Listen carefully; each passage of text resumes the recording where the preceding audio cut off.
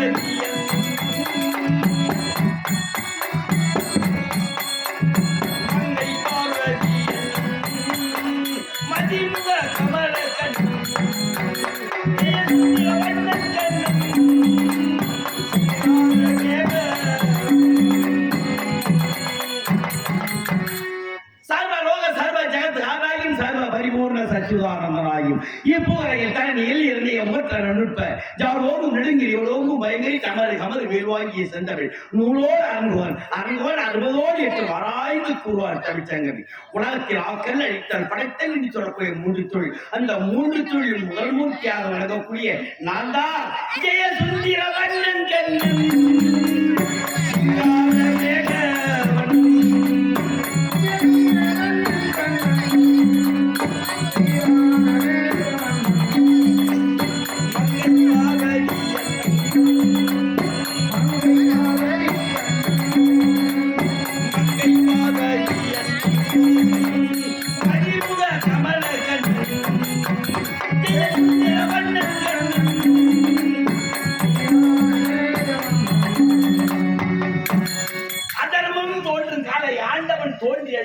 என்பது திண்ணம் என்று கேட்டால் குப்பை வெற்றி இருந்து கோவிந்தா என்று அழைத்தாலும் குப்பரடித்துக் கொண்டு வந்து மக்களுக்குரிய தீர்த்து வைக்கக்கூடிய வைகுந்த வாசன் நாராயணையானார்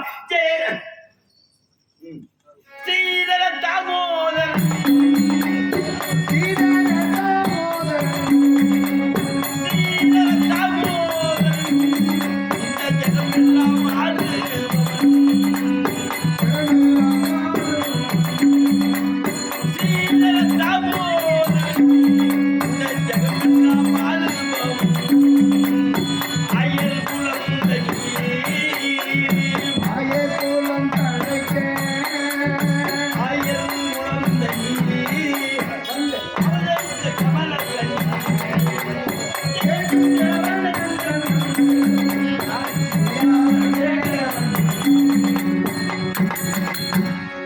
ஒருத்தி மகனாய் பிறந்து ஓரில் ஒருத்தி மகனாய் ஒளிந்து வளர்ந்தேன். எதற்காக வேண்டி என் அம்மான் கம்சன் கம்சனை கொள்ள வேண்டும் அப்படி என்பதற்காக. ஏன் கம்சனை கொள்ள வேண்டும்? மாதா பிதா குரு தெய்வம் என்று மதியாவன் அந்த மலையை கொள்ள வேண்டும் என்பதற்காக எடுத்த அவதாரம் தான் இந்த கண்ணனுடைய அவதாரம். ஏன் எதற்காக? நான் எப்படி ஏன் ஒரே இரவில் பிறந்து ஒரே இரவில் ஒளிந்து வருவதற்கு காரணம் உக்கிரசேன மன்னனுக்கு அதாவது 3 பிள்ளைகள் கம்சன் தேவகி ரோகிணி என்று சொல்லக்கூடிய 3 பெண்கள். அப்படி பிறந்தவுடன் உக்கிரசேன மன்னன் பார்த்தார். முதல் பிள்ளை கம்சன் பிறந்து விட்டான். இந்த பிள்ளை பிறந்த உடனே இந்த நாடு எப்படி இருக்கும், நகரம் எப்படி இருக்கும் அப்படி என்பது அதாவது ஆலோசனை செய்ய வேண்டும் என்பதற்காக ஜோதிடரை அழைத்து ஜோதிடர் பார்த்தார்கள். ஜோதிடர் பார்க்கின்ற பொழுது ஜோதிடர் தெரிவித்து விட்டார், உக்கிரசேன மன்னா இந்த ஆண் குழந்தை பிறந்த நேரம் இந்த கம்சன் பிறக்கவும் இந்த வடமதனாவுக்கு அழியும் என்று இருக்கின்றது அப்படி என்று தெரிவித்தவுடனே என்னடா இது, குழந்தை பிறந்தால் நாடு நல்லா இருக்கும், நகரம் நல்லா இருக்கும், நாட்டு மக்கள் நன்றாக இருப்பார்கள் அப்படி என்று பார்த்தால் இந்த குழந்தையான பிறந்தவுடன் வடமதனாவுக்கு அழியும் என்று இருக்கிறது. இந்த குழந்தை நமக்கு தேவையில்லை அப்படி இந்த காவலாளிகளை கூட்டார். காவலாளி கூட்டு இந்த குழந்தை என்ன செய்ய வேண்டும், எங்கே விட்டு விடு அப்படி என்று தெரிவித்து விட்டார்கள். காவலாளிகள் சென்றார்கள். அந்த குழந்தையை ஒரு கூடையிலே வைத்து அருகாமையில் யமுனா நதிக்கரையானது ஓடிக்கொண்டே இருக்கின்றது. அந்த யமுனா நதிக்கரையிலே விட்டு விட்டார்கள். அந்த யமுனா நதியை விட்டவுடன் சிவபூஜை முடிப்பதற்காக வசுதேவர் அன்னிதினமும் அந்த யமுனா நதிக்கரைக்கு செல்வது வழக்கம். அப்பொழுது அவர் ஞானத்தால் உற்று வைக்க பார்த்தால் ஒரு குழந்தையானது பேழையிலே தவிர்த்து வருகிறது கூடை. அந்த குழந்தையை எடுத்து பார்த்தால்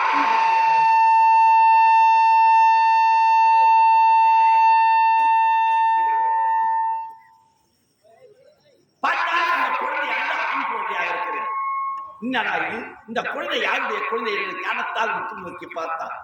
ஓ, உக்கிரசேனன் குழந்தை. இந்த குழந்தை நாம் வளர்க்க வேண்டும் அப்படி என்பதற்காக உக்கிரசேனன் வசுதேவர் என்ன செய்தார்? வில்லு ஏற்றம், யானை ஏற்றம், குதிரை ஏற்றம், அப்படி பல அத்தியாசங்களை அனைத்தும் அவர் கற்றுக் கொடுத்து அந்த கூடைக்கு பெயர் வடமொழியிலே பிறப்பம் என்று பெயர். அந்த பிறப்பம் என்று கூடைக்கு பெயர் அதுதான் கம்சன். அந்த கூடையே பிரப்பம் கூடையாக இருந்தவர்களுக்கு கம்சன் என்று பெயர் வைத்து கம்சன் என்று பெயரை வைத்து 4 வெளியாக பொழுது வந்தார். தக்க பருவம் அடைந்து விட்டார். ஞானத்தாக பார்த்தான் கம்சன், என்னடா இது, நாம் பிறந்தது ஒரு இடம், ஏன் நம்ம இவரிடம் வளர வேண்டும்? இதற்கெல்லாம் காரணம் தாய் தந்தைகள் இருந்ததான் காரணம். அப்படி என்று உக்கிரசேனன் நேராக வந்தார். அவன் அதாவது கம்சன் என்ன செய்கின்றார்? ஆழ்வார்களை தலைமையில் கால்களாக கீழ்த்தி இருக்கின்றார். அது மட்டும் கிடையாது, கற்புள்ள பெண்களை கற்பை சூறையாடுகின்றார். வீடுகளுக்கு அனைத்தும் தீ வைக்கின்றார். கோவில் இடிக்கின்றார், குளத்தை துப்புகின்றார். அப்படி அவன் பார்த்தான். இப்படிப்பட்ட அகவத்தை செய்கிறார் என்று நாட்டு மக்கள் எல்லோரும் உக்கிரசேன மன்னனுக்கு தெரிவித்தார்கள். இதற்கெல்லாம் காரணம் அவன் மதுவுண்ட போதையில் காரியத்தை செய்கின்றான். அப்படி என்ற மதுவோடு மயக்க மருந்தை கொடுத்து அவனை காராகிரகத்திலே அழுத்துவார்கள் என்று தெரிவித்த உடனே அழைத்து சென்றார்கள். அங்கே பார்த்தால் வடமகராபுரியிலே உக்கிரசேன மன்னன் அரசாவையில் வீட்டிற்கு, ஏ தந்தையே, தள்ளாத நேரத்தில், இந்த தள்ளாத நேரத்தில் இப்படிப்பட்ட உனக்கு பதவியின் மீது ஆசை, நாட்டின் மீது ஆசை, இப்படிப்பட்ட பேராசை இருக்கின்ற காரணத்தினால் உனக்கோ வயது 60, எனக்கோ வயது 20, இப்படிப்பட்ட நேரத்தில் நாட்டின் மீது பதவியின் மீது ஆசை வைத்து இப்படிப்பட்ட காரியத்தை செய்கின்றாயே அப்படி என்று தந்தையை வலியவே அடித்து தந்தைக்கு அதாவது கைகாலுக்கு விளங்கிட்டு தன்னைத்தானே முடிசூட்டிக் கொண்டார். முடிசூட்டுக் கொண்டவுடனே அவளுக்கு ஒரு எண்ணம் தோன்றியது. என்ன? அதாவது நம்மை பெற்றெடுத்தவர்களால் உக்கிரசேன மன்னன், வளர்த்தவர் எல்லாம் வசுதேவர். வசுதேவருக்கு நம் இதுநாள் வரைக்கும் கூறுகாணிக்கை செலுத்தியதில்லை. அப்படி என்று நினைத்து தேவகி ரோகிணி இருவரும் அழைத்து வலியவே வசுதேவருக்கு திருமணம் செய்து வைத்தார். வலியவை திருமணம் செய்து வைத்த உடனே ஆனால் பலவித இன்னல்படுத்துகின்றார். அதாவது மனைவேடிக்கை பார்ப்பதற்காக எல்லோரும் தேவகி ரோகிணியை அழைத்துக் கொண்டு செல்கின்றார் கம்சன். அங்கே பரிசுத்த வனம், அந்த பரிசுத்த வனத்திலே பரிசுத்த ரிஷியானவர் தவமானம் செய்து கொண்டிருக்கின்றார். அங்கே ஒரு அதிசயம், ஒரே மரம், ஒரே கிளை, ஒரே இலை, அதாவது அந்த கிளையிலேயே ஒரே ஒரு மாங்கனி. அந்த மாங்கனியானது பழுத்து பழமாவதற்கு 12 ஆண்டு காலமாகும். இந்த பரிசுத்த ரிஷி தவம் களையவும் அந்த மாங்கனியால் அவர் கரத்திலே வருவது வழக்கம். அந்த பரிசுத்தவனம் சென்ற உடனே தேவகி ரோகிணி கண்ணிலே அந்த மாங்கனியானது பட்டுவிட்டது. சுவாமி, இந்த மாங்கனி எனக்கு வேண்டும் அப்படி என்று தெரிவித்தார்கள். ஏமா, எனக்கோ வயது 60, இந்த 60 வயதில் இந்த மாமரத்திலேயே இந்த மாங்கனியை பறித்து கொடுக்கும் அளவுக்கு எனக்கு சக்தி கிடையாது அப்படி என்று வசுதேவர் தெரிவித்த உடனே, அண்ணா கம்சா, அண்ணா, ஓட்டோட்டமாக ஓடி வந்தார். என்ன நேர்ந்தது அப்படி என்று கேட்ட உடனே, இந்த மாங்கனியை கேட்கின்றேன், அவர் பரிசு தரமாக்குகிறார் அப்படி என்று தெரிவித்த உடனே கம்சனுக்கு கோபம் பீரிட்டு எடுத்தான் வாளை. ஓங்கி ஒரே மாங்கனியாளர் கீழே இருந்தது. பரிசுத்த ரிஷிக்கு தவமானது கலந்து விட்டது. ஞானத்தால் உற்று நோக்கி பார்த்தார். மாங்கனியாளர் வரவில்லை.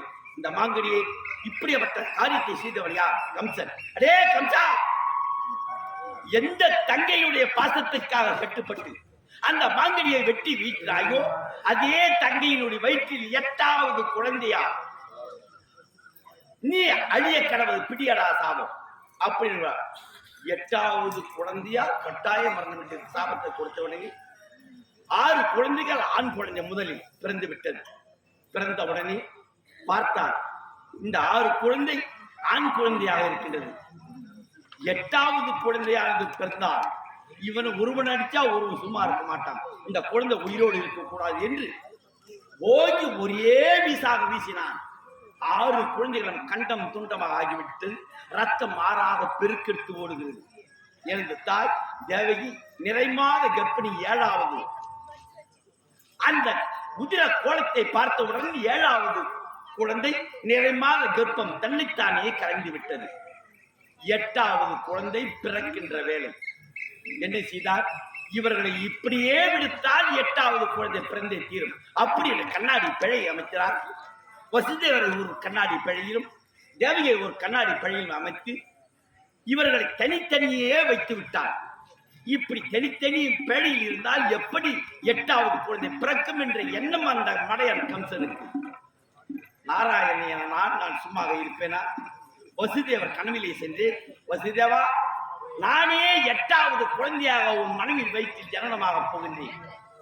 இந்த குழந்தையை இரவோடு இரவாக தூக்கி அதோ திரிகின்ற ஆயப்பாடியிலே அசோதையின் மனையிலே நந்தகோபன் அரண்மனையிலே அங்கே விடுத்து விடு.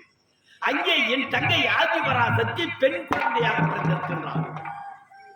என்னை அங்கே விடுத்துவிட்டு பெண் குழந்தையை தூக்கி கொண்டு வா அப்படி என்று அவர் கனவிலே தெரிவித்து, நான் தெரிவித்த வண்ணம் வசுதேவர் என்னை தலையிலே சுமந்து, ஆண்டவா, உன்னை சுமக்கும் பாக்கியம் எனக்கு தந்தாயி. நான் பூர்வ ஜென்மத்தில் என்ன பலனை என்ன புண்ணியத்தை செய்திருக்க வேண்டும் அப்படி என்று அழுத கண்ணீரும் சிந்தயமாக தூக்கி சென்று அங்கே வெடித்துவிட்டு பெண் குழந்தையை தூக்கி கொண்டு வந்தார். என் தாய் புத்திர சோகத்தில் ஆழ்ந்த சோகத்தில் உறங்கிக் கொண்டிருக்கின்றார். தேவகி பெண் குழந்தையாக பிறந்து விட்டது எழுந்து அப்படி என்றவுடன் பெண் குழந்தையார் கம்சன் என்ன கட்டளையிட்டிருக்கின்றார்? குழந்தை பிறந்த உதிர கோலத்தோடு என் கரத்திலே கொடுக்க வேண்டும் என்று கட்டளையிட்டிருக்கின்றார். இந்த குழந்தையை அவனிடம் ஒப்படைக்க வேண்டும் அப்படி இந்த வசுதேவர் தூக்கிக் கொண்டு செல்கின்ற போது, நானும் உங்களுடன் வருகின்றேன் அப்படி என்று என் தாயும் அங்கே சென்றார். அண்ணா, பெண் குழந்தை உன்னை என்ன செய்ய போகிறது? இதை கொள்ள வேண்டாம் அண்ணா அப்படி என்று என் தாய் எடுத்துரைக்கும். அவன் கேட்கவில்லை. ஆண் குழந்தையாக இருந்தால் அஞ்சி பார்க்கும், இதுவோ பெண் குழந்தை என்னை மிஞ்சியே பார்க்கும் அப்படி என்று நினைத்து காலை பிடித்தார். கர கர கர கர கர கர ஆகாயத்தில் மேலே சென்றவள் என் தங்கை ஆதிபராசக்தி என்று அந்த மடையனுக்கு தெரியாது. அங்கே என் ஆதிபராசக்தி, அடே கம்சா, மேலே சென்ற நான் உன் வாளுக்கு கீழே இரையாகுவேன் என்று எதிர்பார்த்த வண்ணமாக இருக்கின்றார். நான் தான் ஆதிபராசக்தி. உன்னை கொள்வதற்காக எனது அண்ணன் கண்ணன் ஆயர்பாடியிலே அசோதன் மனையிலே நந்தகோபன் அரண்மனையிலே வளர்ந்து வருகிறார். கண்டிப்பாக வருவார், உன்னை கொள்வார் என்று தெரிவித்தார். எனக்கோ வயது 8வது வயது. எனக்கு 8வது வயது. நேராக சென்று பார்த்தான் கம்சன். 12 மந்திரிவார்கள் அவனுக்கு. அதிலே தலை சேர்ந்தவள் மணிபால முதகி. அவள் ஸ்தலத்திலே இருப்பது விஷப்பால். அந்த விஷப்பாலை கொடுத்து இந்த கண்ணனை கொள்ள வேண்டும் அப்படி அனுப்பினார். வந்தவள் யார் என்று எனக்கு தெரியாதா? அவள் மணிபாலா முதகி விஷப்பாலை கொடுத்து கொள்ள வேண்டும் என்று அவள் எத்தரிக்கிற பொழுது நான் என்ன செய்தேன்? உதிரத்தோடு விஷத்தை குடித்து அவளையும் கொண்டு குவித்து விட்டேன். மீதி இருக்கின்ற அனைவரும் கொண்டு குவித்து விட்டு நேராக சென்றேன். அம்மான் கம்சனை கேட்டேன். நீதி உபகரணங்களை எடுத்துரைத்தேன். கேட்கவில்லை. அவனை கொன்று இந்த வடமதனாபுரியிலே இப்போது நேர்மையோடு அரசாட்சி வருகிறேன். இந்த பிறவி இதற்காக ஏன் நான் எடுக்க வேண்டும்? இதுதான் மகாபாரதம். ருக்கு, யசு, சாம, அகர்வன் என்று சொல்லக்கூடிய 4 வேதம். 4 வேதத்தோடு 5வது வேதம் இந்த மகாபாரதம். நீராடி உலகத்து மறைநாள் ஓட என்றும் நிலை நிற்கவே வாராத தவமாமை மாமூனி ராஜென்று மாபாரதம் சொன்னனால் 7ஆக மகமேறி வெற்பாக மங்கூர் எழுத்தாளிதன் கோடாகவே எழும்புறாடை இறங்கு கூறுவார்கள். அப்படிப்பட்ட சக்திக்கு பராசர் தோன்றினார். பராசருக்கு வியாசர் தோன்றினார். வியாசர் உரைத்தார். விநாயக பெருமான் இந்த மகாபாரத கதையை எழுதி முடித்தார். இதிலே பிறந்தவர்கள் அத்திரி ரிஷியாவுக்கும் அனுஷியாவுக்கும் பிறந்தவர்கள் சந்திரன். அந்த சந்திரனுக்கு புதன் பிறந்தார். புதனுக்கு குருவன் பிறந்தார். குருவனுக்கு ஆய்வு பிறந்தார். ஆய்வுக்கு நம்சன் பிறந்தார். நம்சனுக்கு அது ஏயாது பிறந்தார். ஏயாவுக்கு குருவன் பிறந்தார். குருவனுக்கு அதாவது ஜென்மேசன் பிறந்தார். ஜென்மேசனுக்கு திறன் பிறந்தார். திறனுக்கு நீரன் பிறந்தார். இப்படி 48வது தலைமையிலே சந்தன மகாராஜன் கடைசியாக பிறந்தார். அந்த சந்தனமாராஜன் கங்கையை கூடி 8 பிள்ளைகளை மீட்டெடுத்தார். அந்த 8 பிள்ளைகள் தேவகண்ணனால் மரணம் அடைந்து விட்டது. அப்படி என்றால் அந்த பரம்பரை அடியோடு அட்டு விட்டது, மீண்டும் தலை தோங்க வேண்டும். அப்படி என்பதற்காக காசிராஜன் மகள் அம்பிகை, அம்பாலிகை என்று சொல்லக்கூடிய 3 பெண்களை திருமணம் செய்தார். அதில் பிறந்தவன் தான் திருதராட்டிரன், பாண்டு, விதரன் என்று சொல்லக்கூடிய மூவேந்தர்கள். திருதராட்டிர காந்தாரி அம்மையருக்கு பிறந்தவர்களோ 100 பேர்கள். அவர்களோ கௌரவ கூட்டங்கள். பாண்டு மகாராஜனுக்கும் குந்தமா தேவிக்கும் பிறந்தவர்கள் 5 ராஜாக்கள். அந்த 5 ராஜாக்களுக்காகவும் எனது தங்கை மேல் மலையினுள் இருக்கின்ற என் தங்கை ஆதிபராசக்தி, அவளே இப்பொழுது திரௌபதியாக பிறந்து பாஞ்சாலம் தேவியிலே 5 ராஜாக்களை மாலையிட்டிருக்கிறார். என் தங்கைக்காக எடுத்த அவதாரமும் இந்த பூமி பாரத்தை நான் தீர்க்கின்றேன் என்று கங்கணம் கட்டியிருக்கின்றேன். இந்த பூமி பாரத்தை தீர்க்கதால் இப்பொழுது பாண்டவர்களுக்கு துணையாக வந்து கொண்டிருக்கின்றேன். பாண்டவர்களையும் பார்க்க வேண்டும். எனக்கோ ஆசை மனைவி ருக்மணியும் பார்க்க வேண்டும். பார்க்கலாம். நான் பண்டவற்ற தூயனாம் பண்டவ சகாயனாம்